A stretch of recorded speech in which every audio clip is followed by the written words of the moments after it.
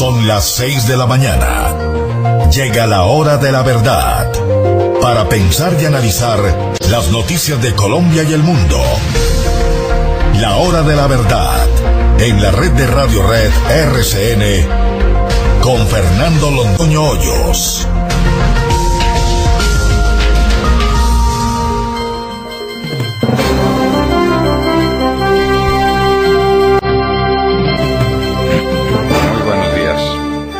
Son las 6 de la mañana de este jueves 16 de marzo de 2017. Esta es la hora de la verdad. Y estos temas y asuntos que trataremos en la grata compañía de ustedes durante las próximas horas.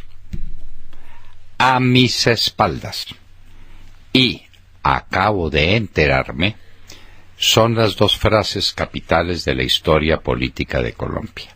Mejor, de la tragedia política de Colombia. A mis espaldas. La frase de Samper cuando se enteró de que su campaña había sido triunfadora con el dinero del narcotráfico procedente del cartel del norte, del cartel de Cali, de los Rodríguez Orejuela y de sus amigos. Y acabo de enterarme de Juan Manuel Santos, que además está incompleta. Doctor Santos se está acabando de enterar, porque se ha enterado de los $400,000 con los que ganó la campaña del 2010, pero no se ha acabado de enterar del $1,000,000 que recibió en Panamá su amigo Álvaro Arango para traérselos aquí a su campaña y para que usted le diera en reciprocidad los contratos que le ha dado a Propaganda Sancho. De manera pues que a mis espaldas, y acabo de enterarme, esos son los dos hitos de la corrupción política de este país, pronunciadas por dos corruptos, Ernesto Samper y Juan Manuel Santos. Uno no puede recibir semejante cantidad de dólares sin saber que se los entrega. En eso, Claudia López, que ha sido tan amiga de este gobierno, que lo ha acompañado tanto, que ha votado por el gobierno todo lo que ha podido votar, dijo una cosa muy inteligente, porque ella es mujer inteligente. Nadie da plata a una campaña sin que el candidato lo sepa. Nadie. Porque hay un objetivo, ayudar una campaña, y otro, hacerse a la gracia y a la amistad del que recibe la donación. De otra manera, no se da dinero. ¿Ustedes creen por un minuto que Odebrecht hubiera regalado $400,000 primero y $1,000,000 después sin que el candidato se enterara? ¿Lo creen por un segundo? ¿Creen por un segundo que cualquiera de los donantes a cualquiera de esas campañas entrega su dinero clandestinamente sin que se sepa que lo entrega? Pero por favor, a mis espaldas, y acabo de enterarme, las palabras claves de la tragedia colombiana. Nos preguntamos aquí, si Roberto Prieto fuera jefe de la campaña o hubiera sido jefe de la campaña de Uribe, ¿en qué patio de la Picota estaría ya? Pero aquí no pasa nada, porque se trata de la campaña de Santos y porque al parecer el fiscal general de la Nación es el íntimo amigo del nuevo candidato de Santos a la presidencia de la República, que se llama Germán Vargas Lleras. La despedida de Vargas Lleras no fue el lanzamiento de su campaña presidencial. ¿No es esa la unión entre Cambio Radical y la U, entre Santos y Vargas Lleras, para tratar de ganar la presidencia? Vargas Lleras no tiene partido, no tiene nada. Y con razón dejó de hablar contra el gobierno. Con razón, en las últimas 2 semanas estuvo acompañando a Santos, dando vueltas por todo el país, inaugurando cosas que no existen. Pero anduvieron juntos y no dijo una sola palabra sobre el tema de Odebrecht y puso a su gente a que votara a favor de la JEP. Todo eso gratis. Será no conocer a Vargas Lleras y será no conocer a Santos. Junticos los dos. Vargas Lleras es el candidato de Santos a la presidencia de la República. ¿Enterados todos? Electricaribe nos deja un problema gigantesco de distribución de energía en la costa atlántica que alguien tendrá que asumir, pero alguien que no podrá hacer milagros, porque la situación es dramática. ¿Y qué pasa con las denuncias de Electricaribe? ¿Qué pasa con el hecho de que hay mucha gente en la costa atlántica a la que acostumbraron a no pagar las facturas de energía? Mucha gente a la que la acostumbraron a robarse la energía. ¿Qué va a pasar con eso y quién lo va a manejar? Pero tendremos pleito que valdrá por lo menos 500 millones de euros, pero Electricaribe insiste, el propietario Gas Fenosa, insiste en que son 1.000 millones de euros. Fernando Nicolás Araujo, senador del Centro Democrático, nos hablará del tema. ¿Dónde va a ser ese tribunal de arbitramiento? Si es en Colombia, creemos que no vale mucho la actitud de Gas Fenosa por el desprestigio de Electricaribe. Pero ¿qué pasa si es en Nueva York? Nos lo preguntamos aquí. Levantar prescripción al 2010, pide Santos. A ver esto cómo es. ¿Se va o manda a alguien al Consejo Nacional Electoral para que digan que si pueden revocar la prescripción e investigar su campaña del 2010? Doctor Santos, eso es un imposible, usted lo sabe. La cosa juzgada administrativa no tiene vuelta atrás. Cuando hay un proceso penal y hay una persona beneficiaria de una prescripción, puede renunciar a ella y decir: yo exijo que adelanten la investigación, no me pliego a la prescripción. En materia administrativa, esa institución no existe. Y usted lo sabe. No, usted no lo sabe, con seguridad no lo sabe, pero alguien se lo debió soplar en Palacio, porque por lo menos la Secretaría Jurídica de Palacio sí debe saber que en esas materias no hay posibilidad de revocar una prescripción. Esas oportunidades de investigar la campaña del 2010 caducaron. Las del 2014 no, doctor Santos. No. Hay que averiguar rapidito por el $1.000.000 y por todas las trapisondas que usa usted en la costa atlántica. El auto cabeza de proceso puede ser el artículo que publicó un blog o una publicación digital muy importante. La silla vacía. De ahí, de ese punto de partida, sí lo pueden investigar a usted para demostrarle cómo se robó las elecciones del año 2014.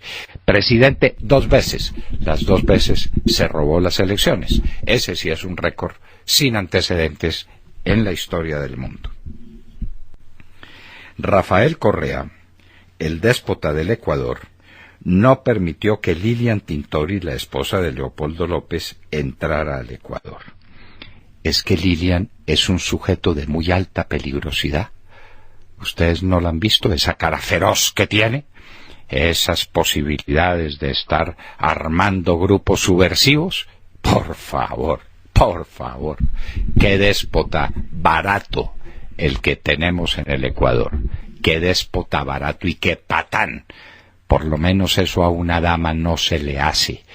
Pero además a una mujer de la significación de Lilian Tintori, que se reúne con el presidente de los Estados Unidos antes de que reciba ningún jefe de Estado. Eso es lo que significa Lilian Tintori. Ese es el poder moral que ella tiene en este continente. Lo que hace Correa, y esos son otros de los mejores amigos que tenemos por aquí. Los amigos de la canciller son Nicolás Maduro y Rafael Correa. 25 muertos en menos de 2 horas en Damasco. Terrorismo en la capital de Siria. Esto es de nunca acabar. Se están cumpliendo más de 6 años de la guerra en Siria. Calculan que ha habido más de 300.000 muertos. El mundo no interviene. El mundo deja que Bashar al-Assad y los rusos sigan asesinando a la población. A propósito, con ocasión de una presencia real y peligrosa de ISIS y del extremismo islámico. Entonces, a propósito de eso, Bashar al-Assad ha resuelto matar a todos los sirios. Lleva más de 300.000. La tragedia de Siria no tiene medida. Y por eso la gente se está desplazando hacia Europa en unas cantidades inimaginables en cualquier otro tiempo. Y Europa había contratado a Erdogan, el primer ministro turco, para que tomara a esos refugiados y los devolviera a sus lugares de origen, por cualquier procedimiento que fuera. Ahora Erdogan los está amenazando. Si ustedes siguen así, yo abro la frontera y aguántense a los inmigrantes allá en Europa. En eso estamos. La Fed subió la tasa de interés. Hablaremos con Axel Kaiser, quien ha sido nuestro consultor económico en tantos temas, para que nos explique la significación que eso puede tener. Por lo pronto es el síntoma de que la economía americana va bien y que resiste sola y trabajar con tasas de interés reales. Por la otra, pueden ser muchos los que tengan la tentación detrás de ese aumento de volver a los Estados Unidos y de dejar sus inversiones golondrina en países de América Latina. Los TES colombianos pueden estar en la mira. Sigue en barrena el índice de confianza del consumidor. Salió también la noticia de Fedesarrollo que tiene este índice económico. El mes de febrero también cayó el índice al consumidor, pero sobre todo se mantuvo la caída de enero. Es decir, no cayó tanto como caía antes, pero es que la caída de enero fue espectacular.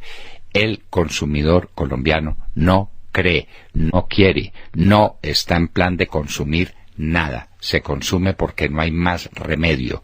No se compra nada con el entusiasmo que el comprador tiene de la novedad, de la comodidad. Se compra por absoluta necesidad. El índice del consumidor de Fedesarrollo a la baja también en febrero. Bueno, vamos a tener vicepresidente de la República. ¿A quién? Un policía que está en la mira de la DEA por narcotraficante, por amigo de jabón, por condescendiente con los carteles del Valle del Cauca cuando estuvo de comandante de la policía en esa región del país. Ese sujeto, íntimo amigo de quien fue el gran enlace de la policía con el cartel del norte del Valle. Un coronel por ahí muy famoso, a cuyas exequias asistió el vicepresidente de Colombia. ¿Será ese el vicepresidente que nos merecemos? ¿El país va a aceptar eso? Así pues, haya despistados como el doctor Iván Duque, que sin saber de la misa a la media, porque él estaba ya en Washington cuando estas cosas ocurrieron, salió a decir que el señor general Naranjo era una persona de buenas condiciones y que podía ser vicepresidente de la República. Semejante personaje que empiece por explicar cómo fue la muerte de los magistrados de la Corte Suprema de Justicia en 1985, cuya custodia le estaba encomendada a él, y los dejó solos para que los mataran. Ese es el vicepresidente que nos va a alegar Juan Manuel Santos. Confirmado. Récord histórico en la producción de cocaína. Esta ya es una noticia oficial. Hay 188.000 hectáreas y una producción de 710 toneladas métricas, dicen los Estados Unidos. Nosotros estimamos que estamos por el lado de 1.000 toneladas métricas de producción de cocaína, pero no importa. Si quieren 710 toneladas, 710.000 kilos, a 5 millones de pesos el kilo de cocaína en Colombia, saquen la cuenta.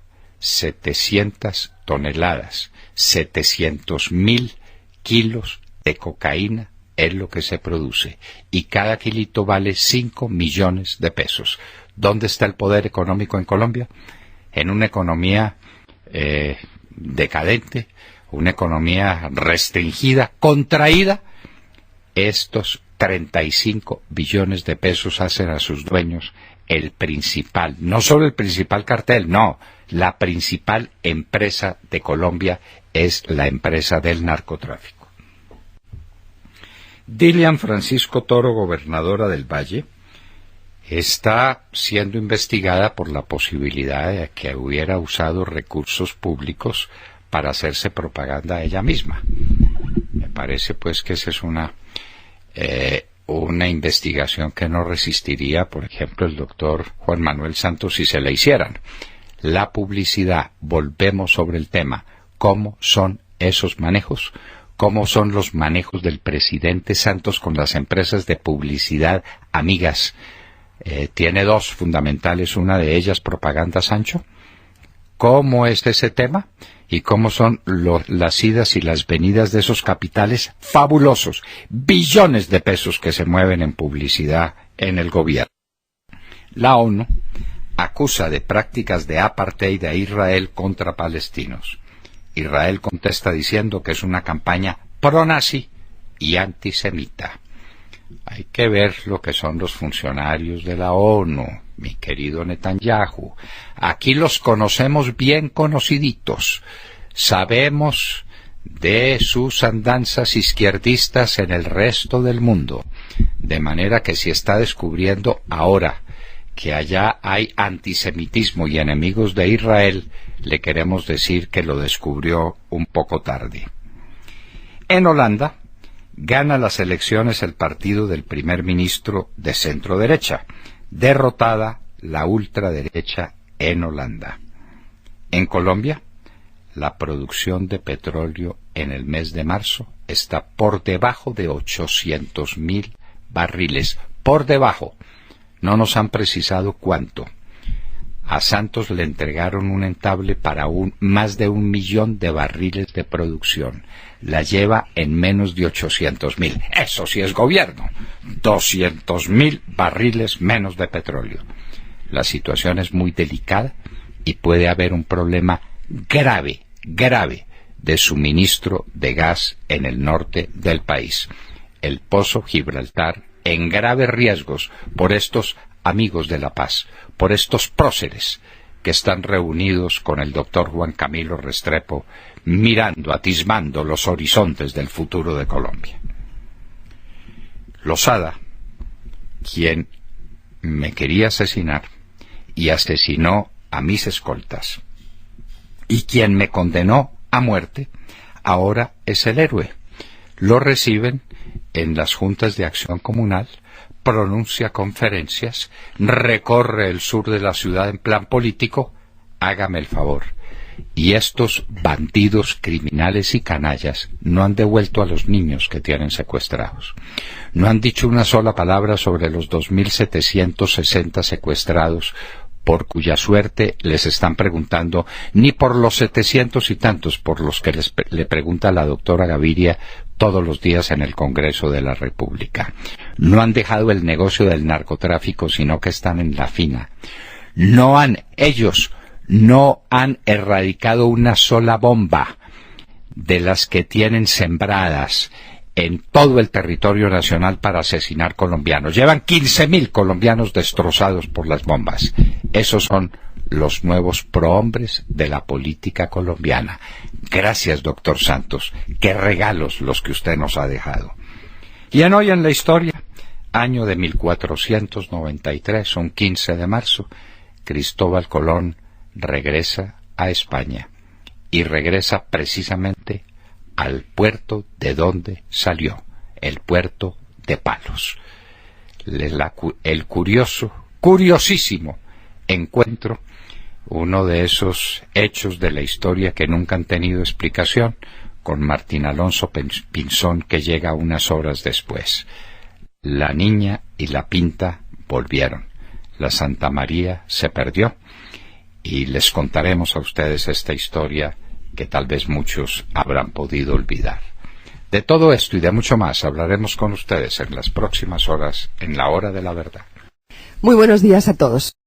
Bueno, hay mucho inconformismo con la implementación de los acuerdos de paz con las FARC. Eso no es una novedad. Según la última encuesta de Yanhas, el 70% de los colombianos no está contento y no aprueba la forma como se está llevando a cabo, y en las redes sociales, que es la plataforma desde donde se expresa el pueblo, pues hay una frase que ha hecho carrera y es la de "ser pillo paga", en alusión o como burla de "ser pilo paga", ¿no? Qué triste, realmente, lo decimos con humor, pero es muy triste. Y se refieren, entre otras cosas, al hecho de que a pesar de los crímenes de lesa humanidad de la narcoguerrilla de las FARC, ellos salieron premiados con casa, con beca y con carro, y no es broma y no es exageración. Las casas ya casi son un hecho en las llamadas zonas veredales, que muchos prefieren llamar repúblicas independientes, y aunque se dijo que esas zonas son temporales, ya el gobierno adelantó que no se van a desbaratar las instalaciones, que se van a utilizar para otras cosas. Pues bien, ahora llega la noticia de que también tendrán becas para estudiar en Cuba, 1000 cupos cuya distribución se hará a lo largo de 5 años. Se empezará el reparto de estas becas en el mes de septiembre. Y a esto, por supuesto, hay que añadirle los sueldos que recibirán los exguerrilleros y que tienen a los colombianos indignados. De modo que ahora muchos guerrilleros tendrán la oportunidad de estudiar medicina. En definitiva, y aunque nos cueste creerlo, se cumple ese cuento de que los criminales de las FARC salen con casa, con beca y con carro. No en vano, la frase que hace carrera en las redes sociales es "ser pillo paga". Pregunto, ¿qué tipo de mensaje le estamos mandando a los jóvenes con estos actos? ¿Usted sabe cómo llaman a los médicos cubanos que están en los barrios de Venezuela, Montserrat? No, algo como pildorita, alguna cosa, ¿no? Sí, señora, casi. Pastillita. El doctor Pastillita, sí. Claro. Porque no tienen cómo ejercer la medicina y tampoco saben gran cosa. Pero es que, dígame cuál es el nivel académico de las escuelas de medicina en Cuba. Dígame. Los cubanos han mantenido unas líneas de investigación con la que tratan de descrestar al mundo. Mire usted lo que son los hospitales de Cuba. Mire usted lo que es la práctica de la medicina en Cuba. Entonces, no solamente pues se va a cometer el fraude para pagarle un dineral a Cuba. Esta es una manera de financiar a Raúl Castro y de pagarle los servicios que nos prestó con la famosa paz. 1000 muchachos de esos, ¿cuánto cuestan al mes? En la universidad, en la universidad y en el mantenimiento. Pues obviamente usted no los puede mandar allá a que trabajen. ¿Y en Cuba en qué? Estos son 1000 becas que otorga el gobierno colombiano para estudiar medicina en Cuba. Era lo último pues que faltaría. Es para pagarle plata a Raúl Castro. De la misma manera que Venezuela le sigue pagando a Raúl Castro. Con los miles de cubanos que llegaron allá, dizque como educadores y como médicos y como espías, como miembros de la revolución para dominar al pueblo venezolano. Y ahora vamos a mandar 1000 para que vengan perfeccionados en medicina, en explosivos, en secuestros, en atentados, en lo que sí saben enseñar en Cuba, Montserrat. ¿No le parece? Sí, de manera que... y le parece a los oyentes, le quiero decir que hay mucha indignación en el chat. Dice una oyente, María Elena, dice... para los narcoterroristas, casa, beca y carro, y para los trabajadores colombianos, más impuestos, en alusión a la reforma tributaria. Muy bien. Y entonces, algún día nos dirán la verdad, cuánto cuesta cada uno de estos guerrilleros aprendiendo medicina y explosivos a la par, y utilización de ciertas armas y de misiles. En eso van a venir hechos unos expertos, como todos los que se iban a Rusia a la Lumumba, ¿no? Y que venían además con el cerebro lavado. Pregúntele a Sergio Jaramillo qué fue lo que fue a aprender a Rusia, a ver qué es lo que enseñan allá, y a ver a quién se le ocurre en serio pedir una beca para estudiar en Rusia alguna cosa. El posgrado, Montserrat, si se va a hacer bien hecho, se hace en los Estados Unidos. Y los estudios de medicina aquí en Colombia son infinitamente superiores a los de Cuba. Pero hay que ir a Cuba porque hay que pagarle a Raúl Castro todos los servicios que nos prestó con la paz. para adiestrar estos 1.000 que se van con el pretexto de estudiar medicina, vuelven doctores, pero en terrorismo y en técnicas para asesinar más colombianos, que es lo que han aprendido los miles de colombianos que fueron a Cuba, los de las FARC, los del ELN, los del EPL y los del M-19, para que lo tenga presente. William Calderón. Doctor Londoño, buenos días Colombia, gracias por invitarnos a sus hogares y a sus vehículos.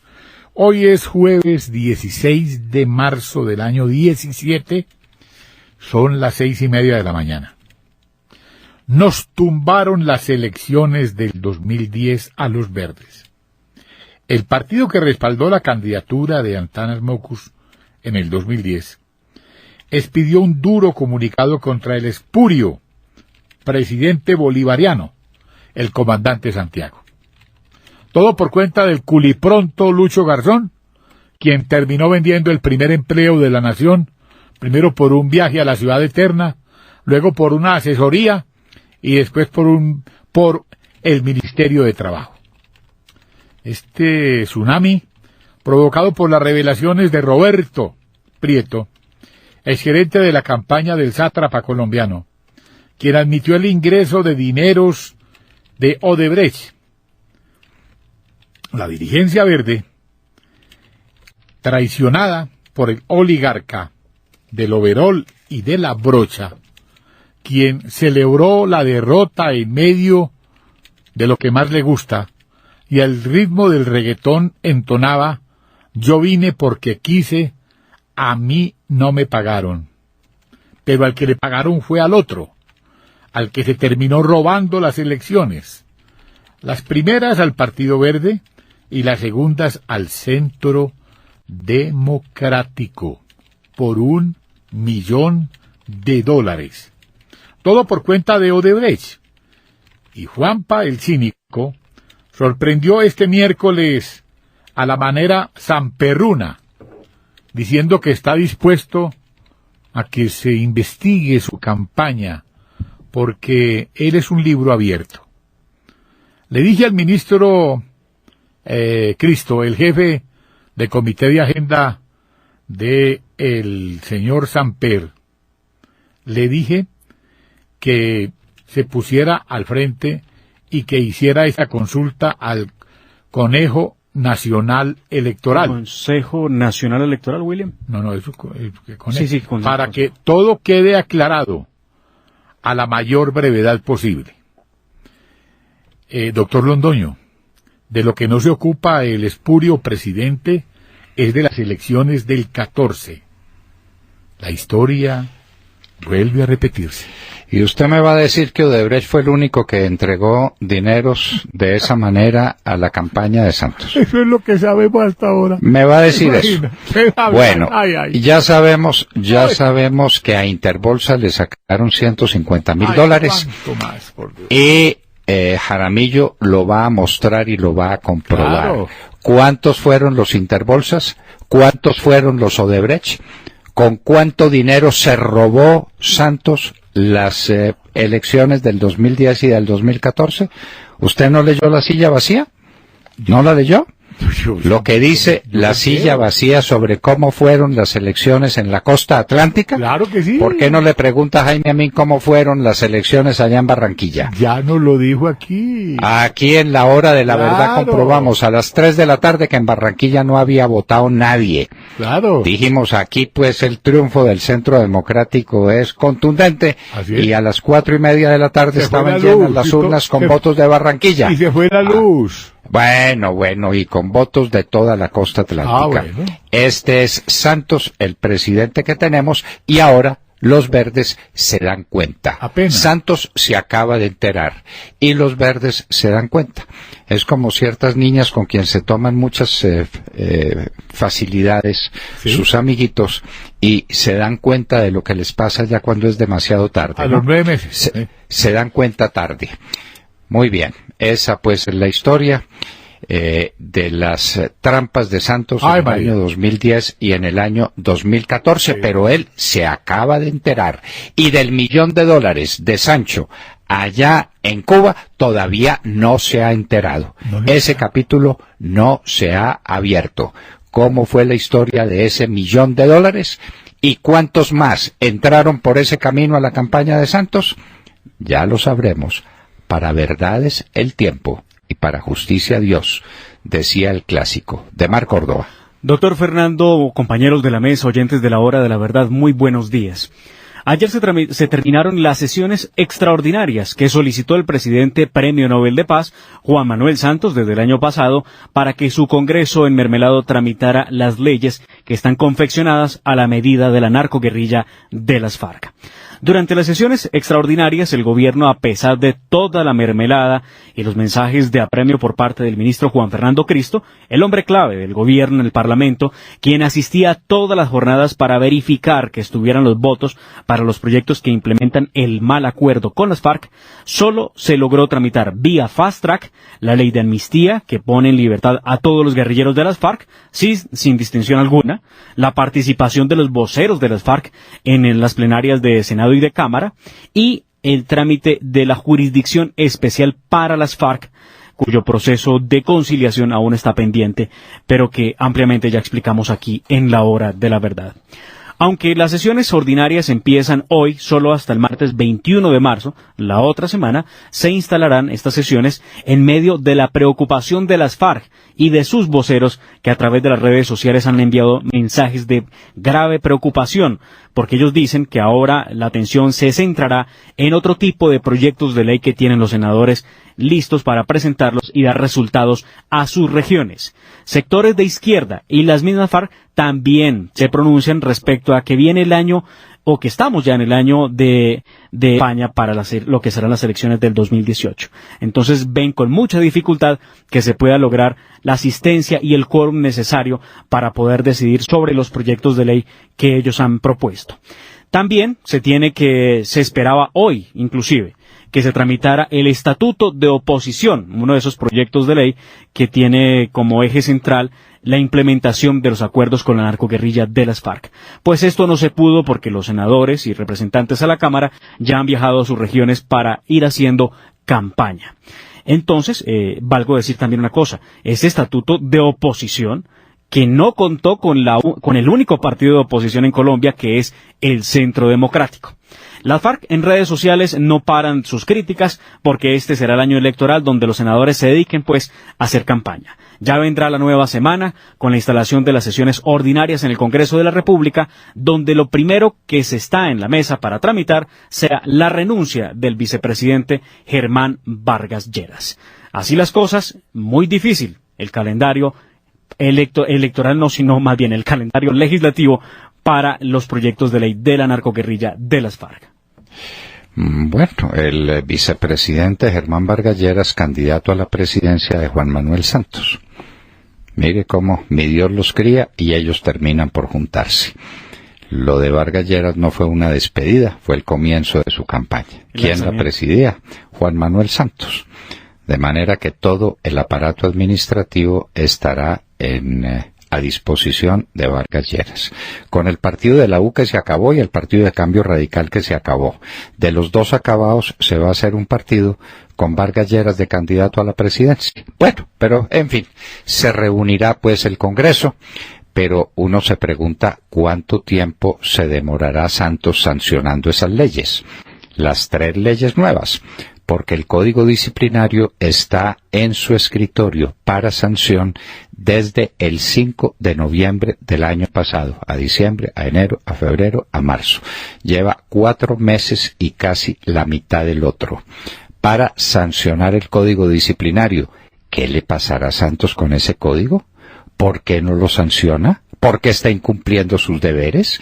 Si hubiera comisión de acusaciones seria, ya lo habrían acusado. Y el presidente del Senado, si hubiera presidente del Senado, si lo hubiera, ya habría cumplido el mandato constitucional de sancionar la ley que no quiere sancionar el presidente de la República. tiene la obligación de hacerlo. ¿Qué le pasa con el código disciplinario, Juanpa? ¿Qué le pasa? Tata Castro. Doctor Londoño y a todos los oyentes, muy buenos días.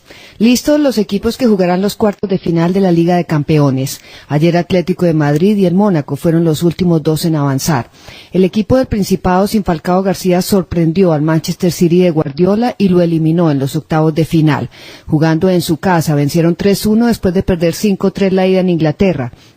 El marcador global terminó 6-6, pero los goles de visitante le dieron la clasificación. El colombiano Radamel Falcao García no fue tenido en cuenta para este juego por el golpe que sufrió en la cadera en el partido de la Liga del pasado fin de semana. Por ahora lo están cuidando. 12 goles en 2 partidos, doctor Londoño. Eso fue lo que se vivió en el mejor enfrentamiento de los octavos de final entre el Manchester City y el Mónaco, y sin la ayuda del árbitro, como sucedió en la remontada del Barcelona al Paris Saint-Germain. Es la segunda eliminatoria con más goles en la historia de la UEFA. Mañana se realizará el sorteo de los cuartos de final a las 6 de la mañana hora de Colombia en la sede de la UEFA en Nyon. Estarán los 8 equipos en un mismo bombo y no hay restricción de enfrentamientos. Los cuartos de final se jugarán 11 y 12 de abril y la ida y 18 y 19 la vuelta. 3 colombianos siguen en la competencia: Falcao con el Mónaco, James con el Real Madrid y Cuadrado con la Juventus. Los otros clasificados son Barcelona, Bayern de Múnich, Leicester de Inglaterra, que es otra de las sorpresas, Atlético de Madrid y Borussia Dortmund. Qué bien por el Mónaco, que eliminó a un grande, a Guardiola y los suyos, que la temporada pasada fueron semifinalistas. Y el señor Guardiola, primera vez, no pisará las semifinales en toda su carrera después de encadenar 7. Se puede dar un Real Madrid-Barcelona, doctor Londoño. Mañana, a esta hora, conoceremos los enfrentamientos.